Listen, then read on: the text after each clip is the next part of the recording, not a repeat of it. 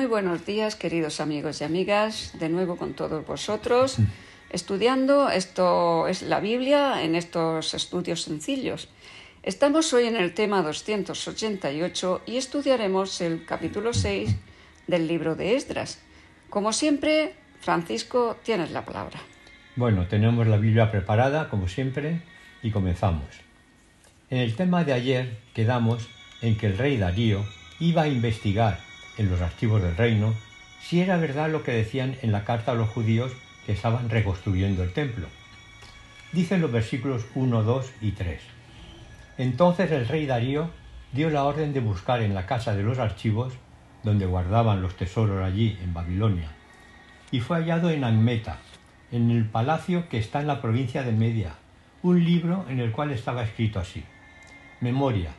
En el año primero del rey Ciro, el mismo rey Ciro dio orden acerca de la casa de Dios, la cual estaba en Jerusalén, para que fuese la casa reedificada como lugar para ofrecer sacrificios, y que sus paredes fuesen firmes, su altura 60 codos, y de 60 codos su anchura.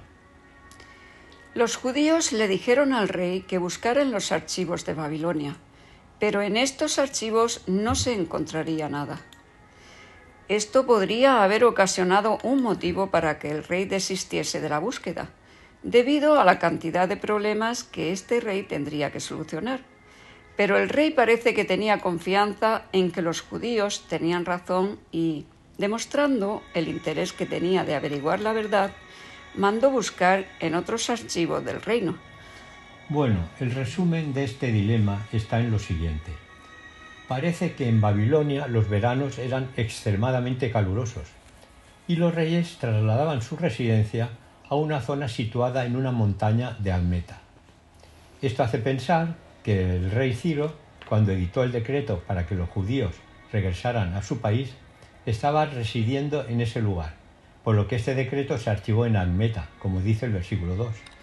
Los versículos 4 y 5 nos dicen las directrices del rey Ciro referidas a la reconstrucción del templo.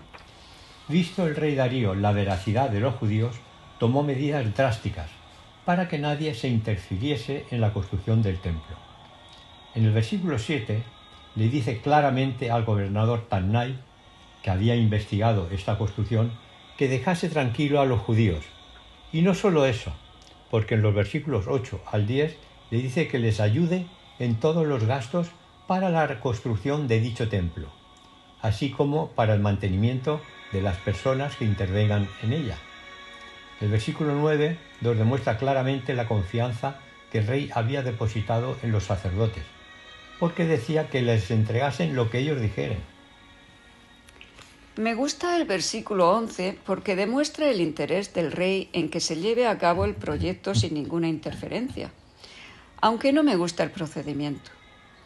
Dice así el versículo 11: También por mí es dada orden que cualquiera que altere este decreto se le arranque un madero de su casa y alzado sea colgado en él, y su casa sea hecha muladar por esto.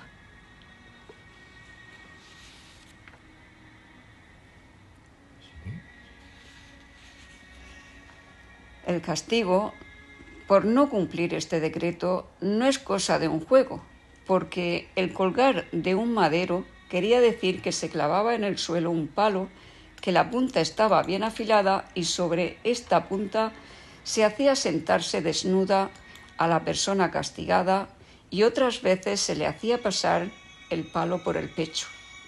Y yo leo el versículo 12, en el que el rey recalca su interés por ayudar al pueblo judío.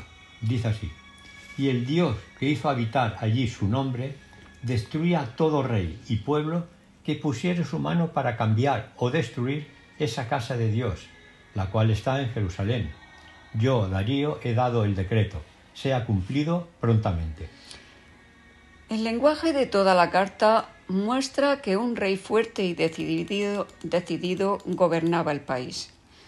Algunos de los decretos de otros gobernantes persas, según aparecen en los libros de Esdras y Esther, revelan claramente la indecisión y vacilación de los reyes que los promulgaron. Sin duda, la integridad de hombres como Daniel, Mardoqueo, Esdras, Nehemías y quizá otros, había impresionado profundamente a los monarcas a los cuales habían servido. Es probable que algunos judíos influyentes hubieran estado empleados en altos cargos del imperio persa. Quizá alguno de ellos tuvo que ver con la preparación de este decreto. Los judíos que habían experimentado tantos chascos y tantas dificultades durante los últimos años no podrían haber esperado una mayor o más gozosa sorpresa que el mensaje del nuevo decreto de Darío. Ante esta orden tan radical, nadie entorpeció los trabajos de reconstrucción del templo, por lo que dice el versículo 15. Esa casa fue terminada en el tercer día del mes de Adar, que era el 6º año del reinado del rey Darío.